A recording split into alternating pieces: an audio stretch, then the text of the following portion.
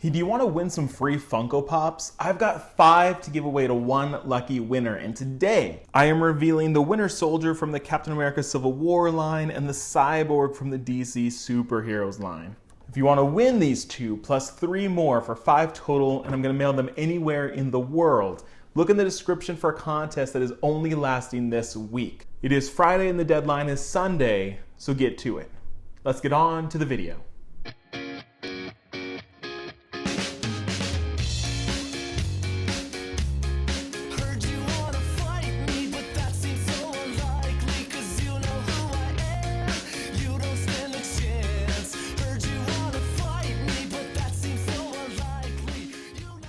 In this week's Comic Fights, we have Cyborg versus the Winter Soldier. Let's start with what Cyborg can do. So Cyborg, when he was a kid, was in an accident that basically destroyed most of his body, and so it's been replaced with metal and different cybernetic implants. In terms of abilities, this allows him to do a lot. So he can kind of shapeshift his body into different weapons, usually guns, so he can kind of make weapons on the spot. He can also plug into computers to communicate with them or hack into them.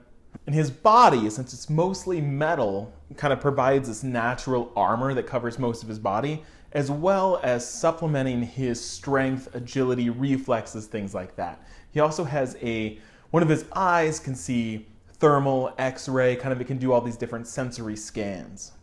Aside from these implants, he is a genius, but that's about it. There's not much physical training or background here.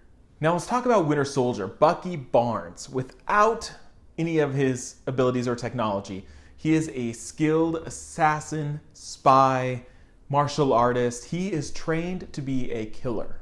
He was given a bionic arm, which gives him more abilities, most notably strength.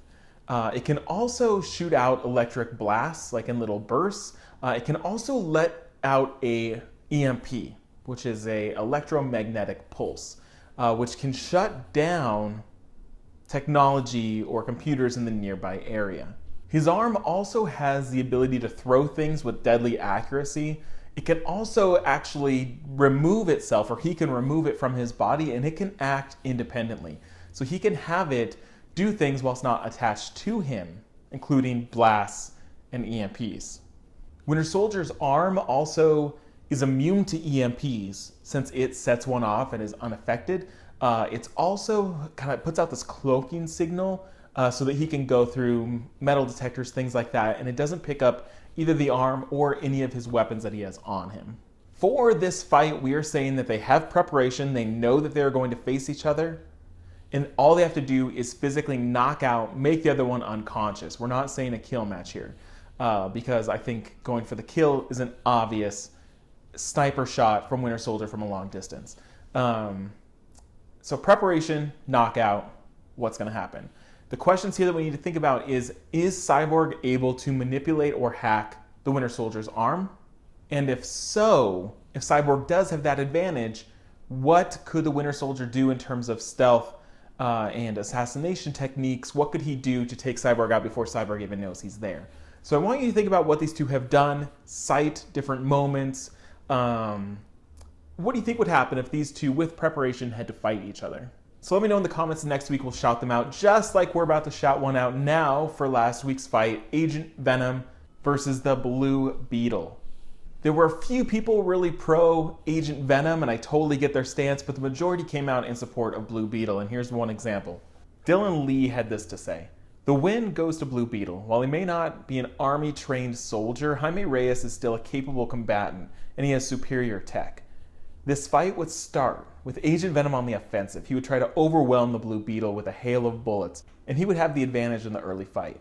Beetle would definitely have to start on the defense, creating a gigantic shield and or flying up in the air.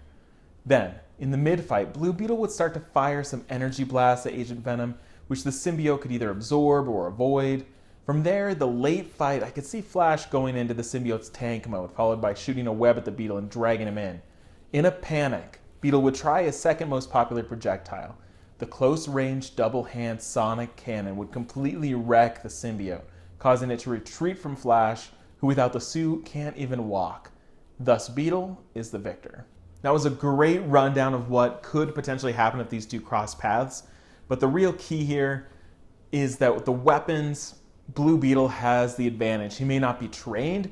Agent Venom is going to give him a run for his money, but all it takes is a couple good, even accidental blasts from Jaime to take this symbiote off.